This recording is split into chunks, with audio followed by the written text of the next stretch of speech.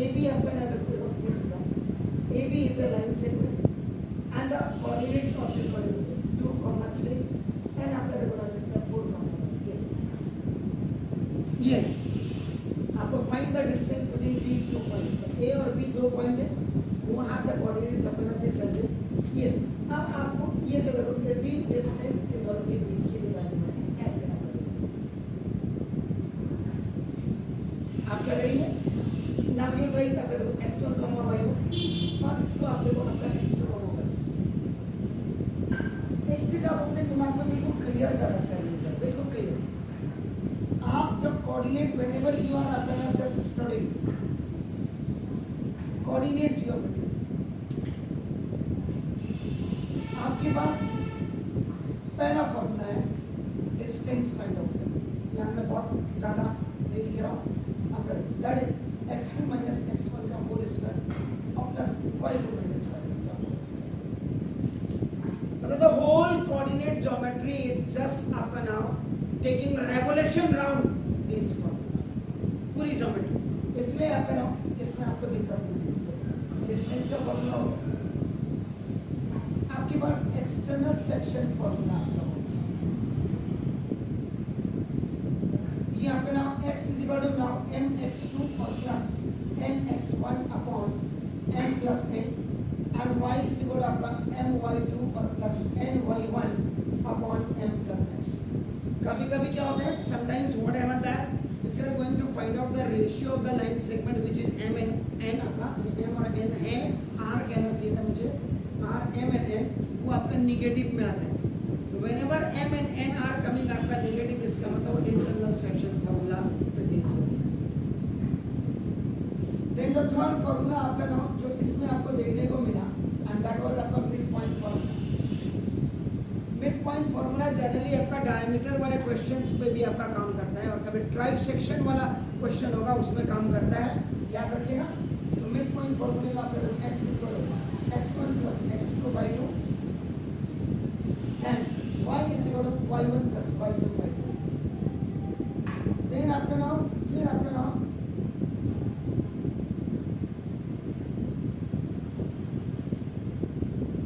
Coordinates of centroid आपका नाम, और ये आपका x is equal to x1 plus x2 plus x3 upon 3 और y is equal to y1 plus y2 plus y3। और एक बहुत इंपॉर्टेंट मैंने आपको बोला था, जो मैंने आपको बताया था, A, B, C are the vertices of the triangle which has the coordinate x1, y1, x2, y2 and x3, y3। अगर आपको टू प्रूव करना हो कोलिनियर पॉइंट्स, आप क्या करेंगे, एरिया ऑफ ट्राइंगल्स में आप फॉर्मूले में आपका in the formula of the area of triangle you will keep all the values of x1, y1, x2, y2, x3, y3 and if those are coming आपका 0, अगर ये 0 आता है then these three points are collinear। इससे भी आप collinear को कर सकते हैं। इसके लिए जो आपका ना एरिया ऑफ ट्राइंगल ABC का जो फॉर्मूला होगा, हाफ इंटू मॉड के अंदर x1 into y2 minus y3 और plus x2 into y3 minus y1 और ये plus x3 y2 minus y1, ये फॉर्मूला आपका नाम एरिया ऑफ ट्राइंगल। आजकल दिमाग में क्या भूसा भर दिया हम लोगों ने बच्चों के, एनसीईआरटी सिलेबस। मेरी बात जिन महान भावों तक पहुंच रही होगी, जो पढ़े लिखे होंगे, इंटेलेक्चुअल होंगे, वो रावत सर की बात समझ रहे होंगे। एनसीईआरटी की किताब पढ़ करके आप 95% तो आज देन है आपकी सीबीएसई की, जब से 2008 के बाद से आपका ये हटा है। लेकिन आप एकेडमिक निकाल सकते हैं 95, 96 से, सीबीएसई की मेहरबानी से, सरकार की मेहरबानी से, लेकिन कॉम्पिटिटिव एग्जाम बिल्कुल नहीं निकाल सकते। इसलिए जबकि कोलिनियर निकालने के लिए आपका डिस्टेंस फॉर्मूले में भी आपका नाम आप इससे निकालने का है, मैंने आपको चैप्टर एट ए ग्लांस में भी बताया।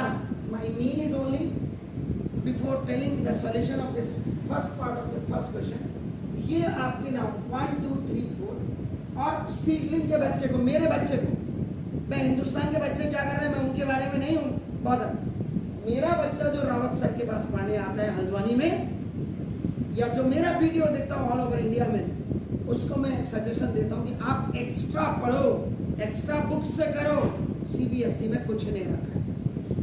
क्लियर? मैं अगर एजुकेशन मिनिस्टर होता ना, एचआरडी मिनिस्टर होता, मैं इसको वापस बोर्ड लेके आता, बहुत क्लियर बोल रहा हूँ। इसीलिए रिजल्ट 2008 के बाद लटक रहे हैं बच्चे, इसका रीजन क्योंकि क्लियर नहीं है ना। Then another thing is, wherever the figure, either that is a line, if that is required to make for understanding the questions very clearly, you should have to make एक line आपकी A B line segment है, segment का मतलब it is a very small part of the line. Now इसके ए और B दो coordinate है और ये जो कोऑर्डिनेट्स आपको क्वेश्चन में दिए इनको आपने ऐसे, तो ये बेसिकली आपका एक इशारा करता है specification. Basically what is the meaning of basically specification, थोड़ा सा आप अंदर जाएंगे कि द वैल्यूज ऑफ आपका नाम x1 y1 x2 y2 which you have to keep in that particular formula, keep in mind. So now look at this, आप आपका नाम देखिए, distance between two points A B is लेकिन this x2 minus x1 का whole square और plus y2 minus y1 का whole square. Now very easily distance को इसको ऐसे डिनोट करते हैं, देखो आपका ना इतना लिखना ना पड़े, बस ओनली अपना दिस वन, और अगर आप यहाँ डी स्क्वायर पहले कर देते हैं स्क्वायर रूट आपका तुरंत हट जाएगा। x2 is what is 4 minus 4x2 x1 का whole square and now plus y2 is what 1 और माइनस आप देखो 3 का स्क्वायर, तो d इज व्हाट आपका दिस 2 का स्क्वायर और दिस minus 2 का square.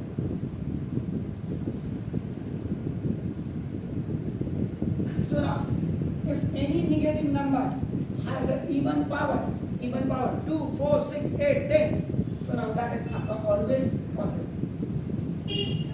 So now, d is equal to 4 और minus 2 का plus 4 हो जाएगा, तो now 4 plus 4 इस आपका, अब d is equal to 2। किताब वाला आपको ये दिखाएगा। Look, यहाँ पे भी मैं कहूँगा बच्चे को आप स्मार्ट हो, then you should have to know about the value of root 2. root 2 की वैल्यू का तो 1.4,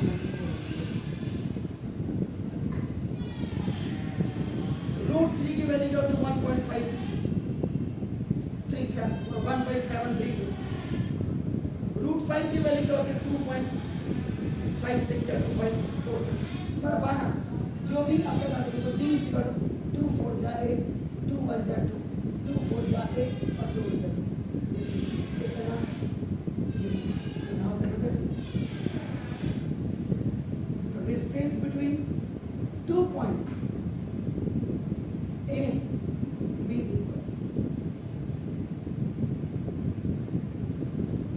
लोगों का कॉन्सेप्ट क्या है मुझे उससे नहीं लेना, मेरे बच्चे का कॉन्सेप्ट बहुत क्लियर होना चाहिए।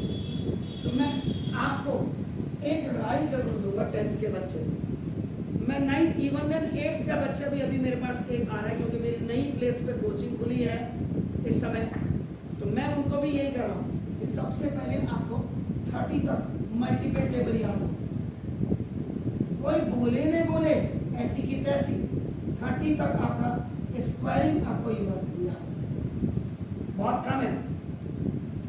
जब आपका 8th का बच्चा 10th का बच्चा इसको कर ले रहा है तो अपना 11th 12th के लिए भी हमने 30 तक आपका क्यों, ये मेरे कहने से नहीं होगा, ये आपके माँ बाप के कहने से भी होगा, क्योंकि बच्चा कभी भी कोई आगे बढ़ता है जिंदगी में उसके लिए सब टीचर्स की उतनी इम्पोर्टेंस है, स्कूल टीचर हो या कोचिंग टीचर हो या माँ बाप, और फिर आपकी भी। पहले तो ये चीज़ें बिल्कुल क्लियर है, 1 दिन लगेगा, 2 दिन लगेगा, 3 दिन लगेगा, मल्टीपल टेबल 30 तक स्क्वायरिंग 30 तक क्यूबिक आपको बिल्कुल याद होना चाहिए।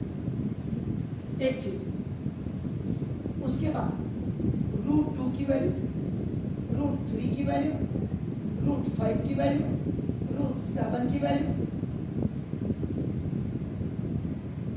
√8 की वैल्यू, जैसे हमने यहाँ पे लिखा ना √10 की वैल्यू।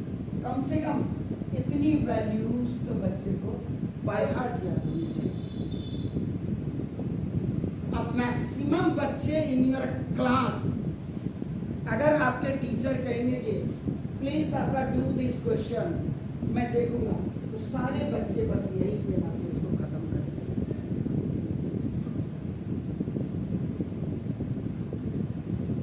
अब उनसे एक स्टेप और आगे बढ़ना है, ये मेरा कहने का मतलब है। Is it clear? प्लीज।